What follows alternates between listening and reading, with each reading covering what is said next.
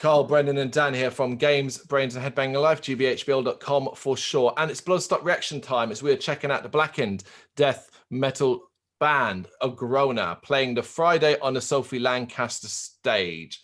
I know of them. I can't really remember seeing or hearing much by them. I think that's more just time and forgetfulness more than anything else. What do you know, Brendan? Yeah. I'm pretty similar, to be honest. I know the album I know this song in particularly quite well. It was my favorite song on this album, Rome of the Fallen. I know I listened to that album significantly, but I haven't listened to it for a little while. So I guess this is more of a refresher. I also probably haven't listened to this song for the best part of a year, so refreshment time. Dan, do you know of them? No? Cool. Well, let's check it out then. In 3, 2, 1, go. Straight in.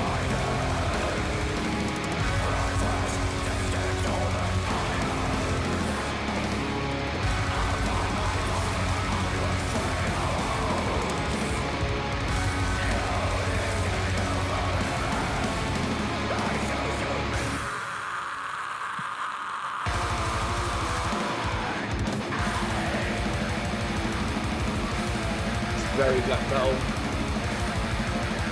Yep.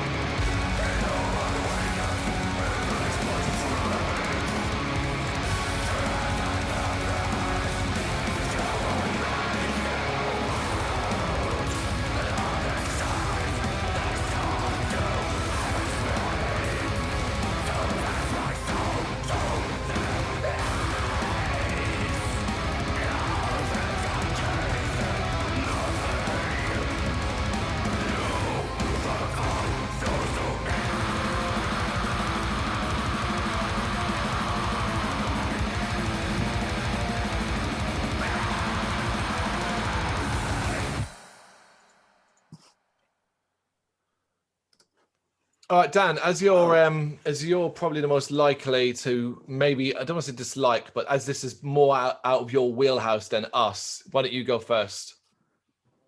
Have disappointed. I think with that kind of black metal stuff, I often almost like the Venom Prison, where it was that 2 minutes. It was like eating a sandwich full of mayonnaise and sand. It wasn't. It was boring and repetitive. There was some interesting elements in there, and I think the guitarist is pulling most of the weight of that band. Okay. And I also had to stop watching the video because it started to hurt my eyes. With the flashing, I was like, oh, yeah, not for me. No, that's fair. That's fair. I think it's a good track. I think it's blistering, obviously, black metal all the way through. I think you've got to listen and try and almost not tune out the forefront of the vocals and the drums. And you can obviously hear quite an array of things going on with the guitar. There's quite an array of things going on. It's a little bit more technicality than you might expect, and you can really pick it up as well. So there are symphonic elements there. You can hear it kind of backing up certain melodies and certain rhythms here and there, and that's a nice touch. It is very much very traditional at times, not completely because of that symphonic element, and I think the technicality of the riffs that you can often hear. But particularly, there's these points in the song where it'll kick into what sounds very much like early 90s black metal, where it's just bang, bang, bang, bang, bang, bang, bang, bang, that kind of thing. And I like that. I like that personally. This, to me, is very much almost as close to you're going to get a no-nonsense black metal offering. And I enjoy that. So for me, it's a win. Yeah, it's the same for me. I mean, I can totally get this is definitely not everyone's cup of tea. You know, it's more on the purist side of it, although there is a little bit of melody in the guitars that would piss purists off completely. Sure. Like, how dare they? I like the vocals a lot. It's actually a female fronted band as well, female vocalist. She's got a very, very strong, powerful voice. The band, they're only, you know, you've got to remember as well, so they're Welsh black metal. They've only had one full-length album out. You know, this is a band starting their journey.